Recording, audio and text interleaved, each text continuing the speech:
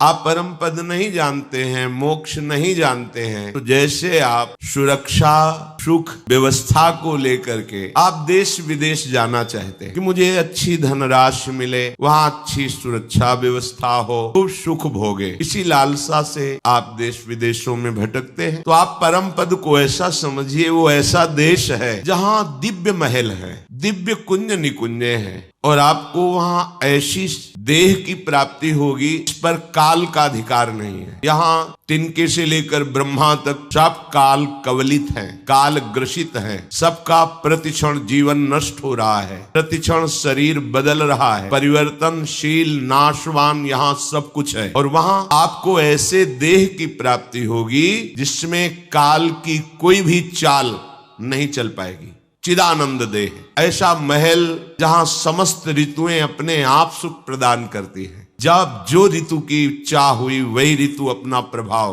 और वो ऋतु भी चिदानंद, प्राकृतिक नहीं, भोजन दिव्य अमृत रस से पगा हुआ, प्यारे जू की उच्छिष्ट से युक्त महाअमृत दृश्य भगवान शंकर और नारायण भी ललचाते हैं, ऐसा दृश्य। शिव श्रीपति वो कृपा हो गई है, आप वृंदावन में प्रवेश भी नहीं पा सकते, मन से भी नहीं सोच सकते। आप तन से वृंदावन आए हैं तो महारानी लाडली जो आप पर कृपा कोर कर दी, श्री राधिका कृपा बिन सबके मनन अगम्य, कृपा है आपके। सुख के लिए तुम भागते हैं तो तुम्हें ऐसे सुख की प्राप्ति होगी जहां सुख समुद्र स्वयं प्रभु श्री कृष्ण और प्रेम समुद्र का सार लाडली जू प्रतिपल दुलार करती हैं अपने शरणागत को, दासी वत्सला कर ही राधा, ऐसे अपने घर वाले होंगे। संपूर्ण समुदाय प्रेममय, खग मृग पशु पंछी लता वैभव प्रेम,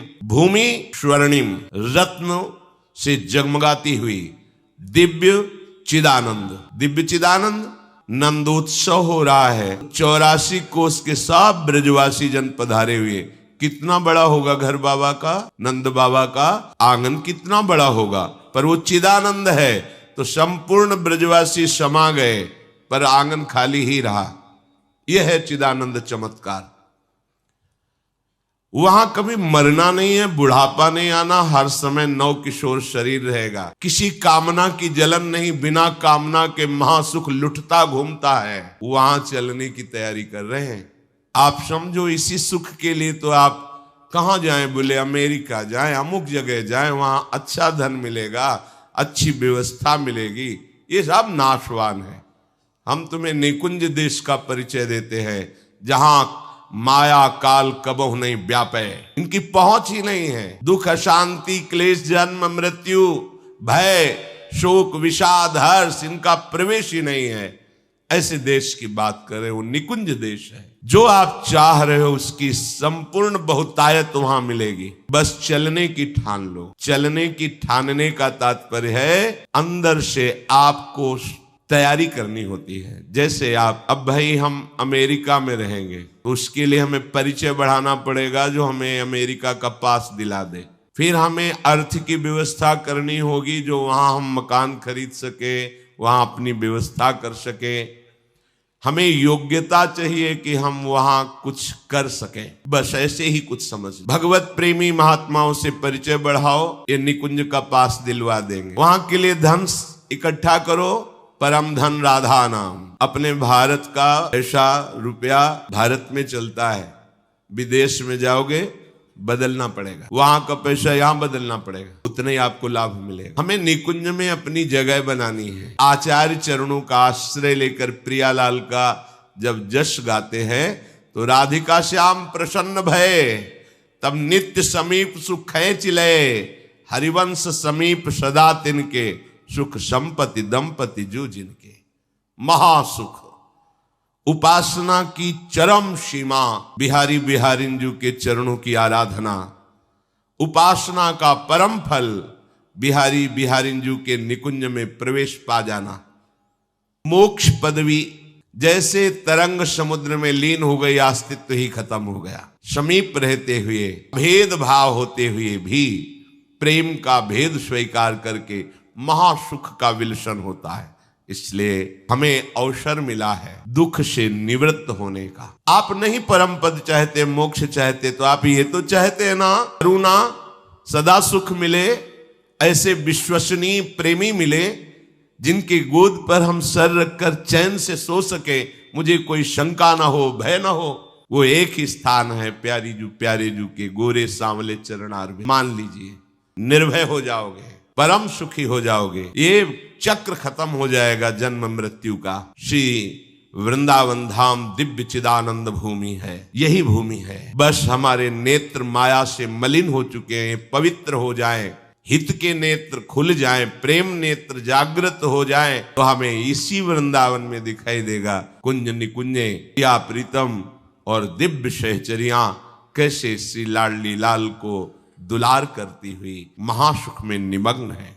ये महाप्रेम बढ़ो आनंद मोद सबके, महाप्रेम सुरंग रंगी, और न कछु सुहाए तिनको जुगल सेवा सुख पग। कैसा होगा जब मरने का भय नहीं होगा, शरीर छोड़ने का भय नहीं होगा। या हम जिससे प्यार करते वो बिछुड़ जाता है, प्यार कर शरीर से प्यार किया वो मर जाता। जिससे प्यार करते सब काल के ग्रास बने हुए हैं, कब छूट जाए पता नहीं। यहाँ जो मेहनत करके धन संपत्ति एकत्रित करते हैं वो यही पड़ी रह जाती है, खाली हाथ यहां से जाना होता है। कितना धोखा है हमारे साथ, इसलिए सावधान हो जाओ। भगवान आदेश कर रहे हैं, तुम्हारा एक कार्य है, तुम मेरा केवल अनन्य चिंतन करो, मेरे नाम का निरंतर जप करो, मेरी लीलाओं का गायन करो, मेरी लीला कथा का श्रवण करो, मेरे भगवत प्रेमी जो महात्मा जन उनका संग करो, मेरी सेवा स्वीकार करो, तो इसी जन्म में तुम भगवत प्राप्त हो जाओगे, अर्थात समस्त विषाद दुख संकटों से मुक्त हो जाओगे। श्री भगवान आकर के इस श्लोक में बता रहे हैं, हे अर्जुन, जो महात्मा लोग हैं वो मुझे प्राप्त कर लेते हैं, पर अपने स्वरूप को भूल करके देह भाव से युक्त होकर दुराचरण, गलत आचरण, दुर्वासना, दुष्चरित्र, इसके कारण हमको आत्मा पदवी से हटा दिया गया। नहीं, सब उस महान परमात्मा के अंश है, सब समान है, सब महात्मा है, पर अपने स्वरूप को भूलकर विषयों में रति करने के कारण हमारी दुर्गति हो गई, हम महात्मा पदवी से हट गए। नहीं, महात्मा हमारा स्वरूप है, महान परमात्मा ही हमारी आत्मा के रूप में स्फुरित हो रहा है, वही महात्मा है, वही महापुरुष है, हमारे हृदय में बैठे हुए हैं। हम उनको भूल करके बाहर मित्र बना रहे हैं, बाहर शत्रु बना रहे हैं, बाहर अच्छा बुरा देख रहे हैं, बाहर दुख सुख अनुभव कर रहे। बस यही द्वंद्व हमें पीस रहे, नष्ट कर रहे, हम जान नहीं पा रहे। हे अर्जुन, महात्मा लोग मुझे प्राप्त करते हैं। महात्मा कौन? जो संसार से विमुख होकर भगवान के सन्मुख होकर जितने कार्य हैं वो सब प्रभु के लिए करता है और अभ्यास करता है, बराबर नाम चलता रहे, उसे ही महात्मा कहते हैं। भगवत चिंतन परायण, सर्वत्र भगवत दर्शन की भावना ही महात्मा का स्वरूप है। वासुदेवा सर्वम इति सा महात्मा सुदुर्लभा। सा महात्मा वो महात्मा है कौन? जो सब जगह अपने आराध्य देव को देखते हुए निरंतर भजन परायण है। चाहे गृहस्थ हो, विरक्त हो, जवान हो, बूढ़ा हो, कोई भी हो, किसी को भी ये ज्ञान प्राप्त हो सकता है, क्योंकि शरीर अवस्था से ज्ञान का कोई लेना देना नहीं। हम तो बहुत जन्मों से भटक रहे हैं, बहुत शरीर छोड़ रहे हैं, पर हम तो वही है ना, हम तो पुराने ही है ना, नए शरीर है, कपड़े की तरह हम बदलते रहते हैं। पर हम शरीर को कपड़ा न मान करके हम महात्मा पदवी से गिर गए। अब हमें संभलने का अवसर मिला है, उठो ऊपर। प्रभु कह रहे हैं जो महात्मा जन हैं वो मुझे प्राप्त करते हैं। कहां? दुखालयम, इस दुख में। भगवान इसे दुखालय करें, आप सुख खोज रहे हैं। ऐसी मूढ़ता है, ऐसे समझ लो जैसे कोई शराब पीकर नाली में पड़ा है, तो आपको कैसा लगता है? बेचारा पैसा भी खर्चा किया और देखो नाली में पड़ा है। पर उससे सुबह पूछो तो फिर वो पैसा एकत्रित करके ठेके में जाना चाहेगा। यही भगवान की विचित्र मोहिनी माया है। इस दुखालय में फिर उसका जन्म नहीं होता, क्योंकि यहां सब कुछ मशाश्वतम नाशवान है, सब कुछ नाशवान। गो गोचर जहां लगु मन जाई, सो सब माया जानो भाई। भगवान का भजन करने वाला भगवत प्राप्त महात्मा इस संसार में जन्म नहीं लेता, क्योंकि ये दुखमय है, परिवर्तनशील, नाशवान है। इसलिए गताह, वो मेरे ऐसे परम पद को प्राप्त होता है जहां पुनः आना नहीं होता। वो मेरे परम धाम को प्राप्त होता है जहां जाने के बाद फिर लौटना नहीं होता। श्री भगवान कह रहे हैं, एक बार प्रयास करके ऐसा भजन करो कि तुम्हें भगवत प्राप्ति हो जाए। प्रभु को तत्व से जान लेना या प्रभु का दर्शन कर लेना, दोनों एक ही बात है, दोनों से एक ही बात है। तत्व से जान लोगे तो जीवन मुक्त हो जाओगे, भगवत दर्शन कर लोगे तो प्रेमी बन जाओगे। दोनों का फल एक ही, संसार बंधन से मुक्त होकर महासुख में निमग्न होना। पुनर्जन्म धारण करना बहुत कष्टप्रद है, चाहे जिसका शरीर हो, मनुष्य का हो, पशु पक्षी का हो, किसी भी प्राणी का हो, महान दुखमय होता है शरीर धारण करना। इसीलिए भगवान इसे दुखालय कह रहे। मरने के बाद अपने कर्म के अनुसार प्राणी जब माँ के गर्भ में जाता है तो वो एक जेर में लिपटा होता है, झिल्ली में, और अंदर बहुत ही घृणित पदार्थ भरे होते हैं जिनको आप देखना भी पसंद नहीं करेंगे। उसमें वो कीड़े की तरह जीवात्मा शरीर धारण करके रहता है। जब उसको प्रसव वायु बाहर के लिए ढकेलती है, जेर से निकलता है, इसमें लिखा हुआ है जैसे किसी की जिंदा चमड़ी उतारी जाए तो कितना कष्ट होता है, ऐसे उसको कष्ट होता है माँ के गर्भ से बाहर निकलने में, उस जेर से बाहर निकलने। जो श्री भगवान का भजन नहीं करते उनकी क्या गति होती है, भगवान ने बताया। महात्मा जन है वो मेरा भजन करके मेरे को प्राप्त होते हैं, उनका पुनर्जन्म इस संसार में नहीं होता। जो प्रभु से विमुख है, ध्यान से सुनिएगा, जो प्रभु से विमुख है, भजन नहीं करते हैं, भगवान के चरणों का आश्रय नहीं लिए हैं, क्या दुर्गति होती है, उनको कितना कष्ट भोगना पड़ता है। पहले तो समझ लो कि ये काल किसी का मित्र नहीं है, किसी का शत्रु नहीं है, या किसी से प्यार नहीं करता, समय आने पर सबको नष्ट कर देता है। ये बड़ा बलवान है काल, आज तक इसे कोई अधीन नहीं कर पाया, ये सब का नाश करने पर तुला हुआ है। देखो ना, जरा सी भूमि हिली, हजारों लाखों लोग मर गए, निर्दयी काल को दया भी नहीं आती। आराम से मुस्कुराते हुए हंसते हुए गाड़ी में जा रहे हैं, सामने से ऐसा सब नष्ट, मर गए। एक काल किसी को नहीं पहले समझ लो, तुम जो मत वाले हो रहे हो, शास्त्राज्ञा का उल्लंघन करके भजन नहीं कर रहे हो, काल के निशाने पे हो, रौंद दिए जाओगे। ये दयालु नहीं है, बिल्कुल इसको दया नहीं है। ये पुत्र से पिता की मृत्यु करा दे, माँ से पुत्र की मृत्यु करा दे, तो ना माँ गर्भ में ही बालक की हत्या कर देती है। बड़ा बलवान है काल, किसी के वश में नहीं, किसी के अंकुश में नहीं, सब इसके अधीन है। वायु के द्वारा उड़ाया जाने वाला मेघ समूह जैसे बल को नहीं जानता वायु के, ऐसे ये चराचर जीव काल के बल को नहीं जानता है। भगवान स्वयं कपिल देव जी माता देहूति से कहते हैं, ये समस्त योनियों में भ्रमण करने वाले जीवों पर हर समय दृष्टि रखता है काल, और अवसर पाते सबका मिटिया मेट कर देता है। परिचय है भला इस काल से? कोई नहीं जानता इसको, इसके बल को कोई नहीं जानता। जीव प्रत्येक क्षण सुख की अभिलाषा से ही कार्य करता है। शास्त्र है, तुम्हारे मन की एक एक बात इसमें लिखी हुई है। प्रत्येक प्राणी जो भी चेष्टा करता है वो सुख के लिए करता है, चाहे चींटी ही क्यों ना हो। जो जो कार्य करते हो सुख की अभिलाषा से, बड़े से बड़ा कष्ट उठा करके तुम उस क्रिया को पूर्ण करते हो, और काल ताक में लगाए हुए तुमको वहीं नष्ट कर देता है। देखो ना, काल किसी को नहीं छोड़ता, उसको कभी शोक नहीं होता कि मैंने ये क्या किया। ये भगवान का रुद्र रूप है काल।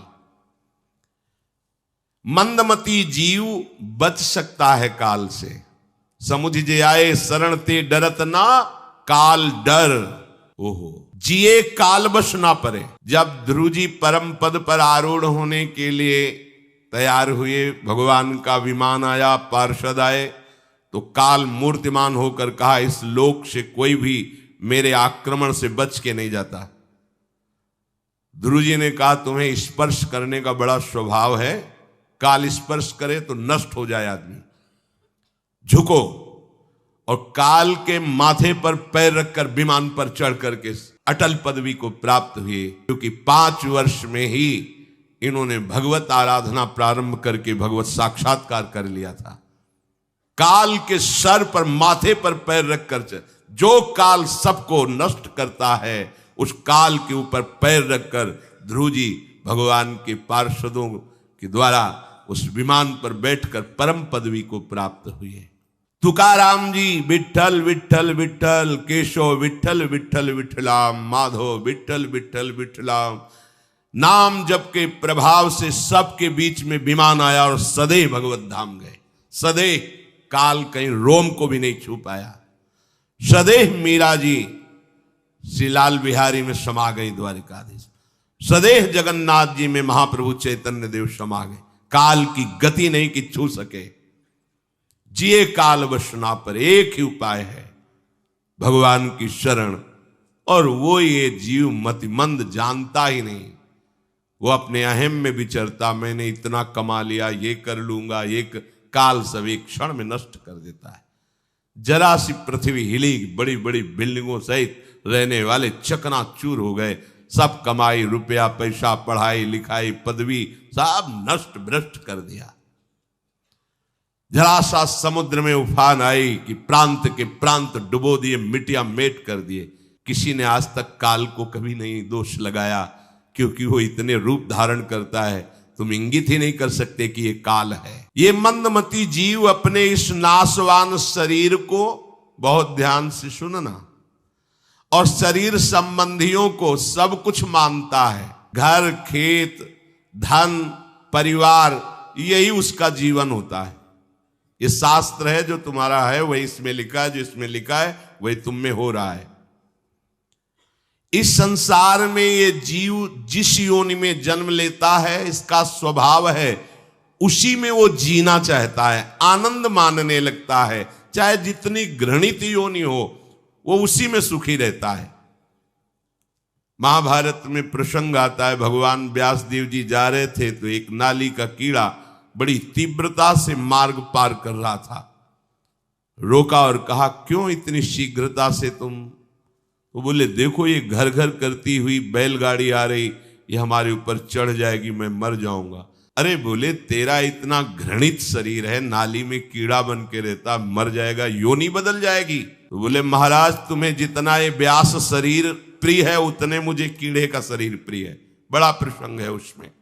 ये जीव जिस जिस योनि में जाता है उसी में आनंद मानने लगता है। ये भगवान की माया से ऐसा मोहित हो रहा है। और वहां विष्ठादि कुंडों में नृसिंह भगवान ने प्रहलाद जी को कहा कि तुम चाहते हो संसार का उद्धार हो जाए, लाओ तुम किसी को भी लिवा लो, मैं सीधे बैकुंठ ले जाऊंगा। जिससे बात करते तो कोई सीधे बैकुंठ जाने के लिए तैयार नहीं। कोई कहता कुछ समय दे दो, जो थोड़ा भावुक होते थे। कोई कहता क्या करेंगे बैकुंठ जाके, बेटी का ब्याह है, बेटा ऐसा ऐसा। कोई एक भी तैयार नहीं हुआ।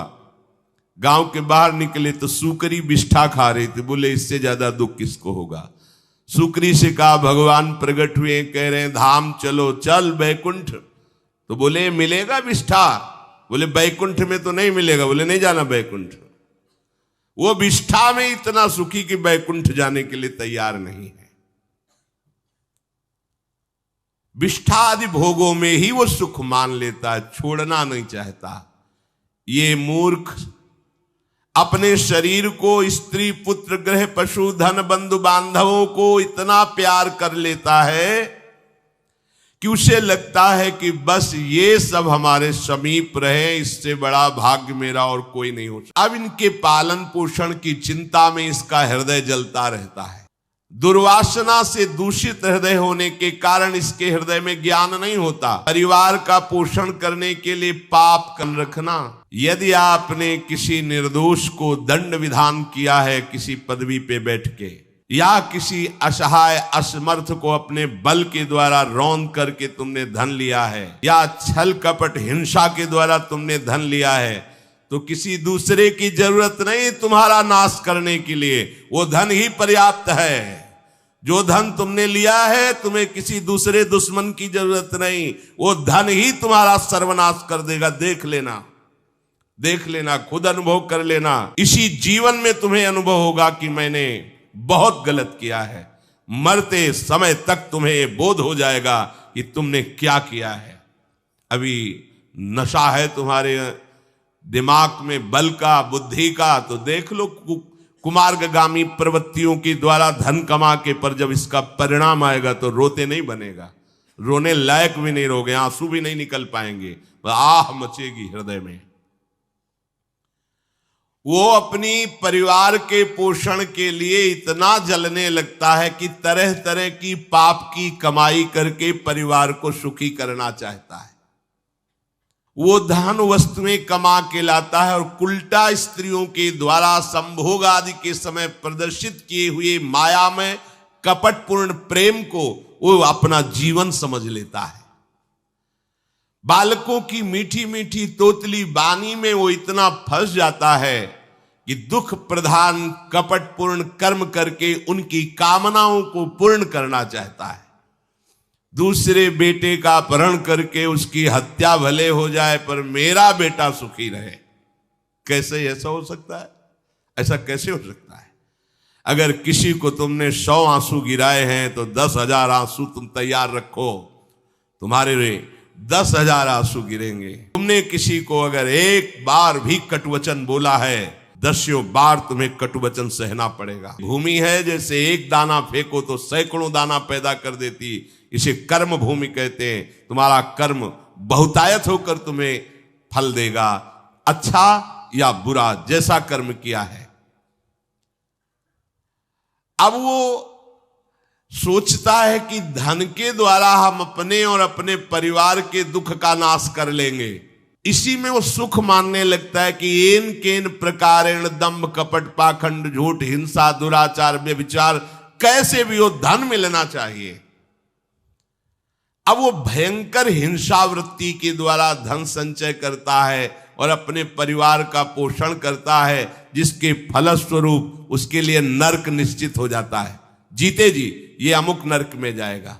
जैसे कानून है, आप हत्या करोगे तो अमुक केस लगेगा, उसका परिणाम आपको फांसी या आजीवन सजा, ऐसी पहले से निश्चित है। ये कर्म करोगे तो आपको ये नरक मिलेगा, ये कर्म करोगे इतने कल्प तक। वहां वर्ष नहीं चलते, कल्प चलते हैं।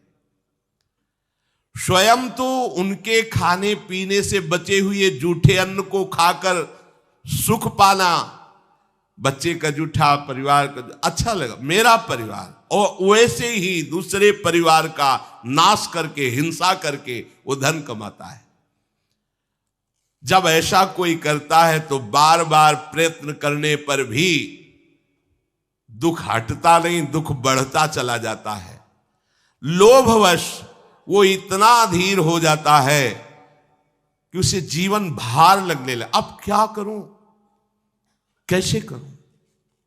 क्योंकि अधर्म के द्वारा कमाया हुआ धन कभी शांति प्रदान नहीं करता, सदैव दुख बढ़ाता रहता, विपत्तियां बढ़ाता रहता है। मंद भाग्य, मंद बुद्धि वाला पूरा जीवन व्यतीत हो गया अधर्म करते हुए, अब आया बुढ़ापा, चिंता छा रही है, लंबी लंबी सांसें ले रहा है, कोई उससे बात नहीं कर रहा है। एक बिंदौर है यमुना के किनारे, फतेहपुर जिला, उस समय भ्रमण में थे, तो एक गांव की गली से निकलना पड़ा। कोई ऊपर से देख रहा था, वृद्धाया, बड़ा महल जैसा मकान बना था। स्वामी जी रुकिए रुकिए रुकिए, बोलिए क्या बात?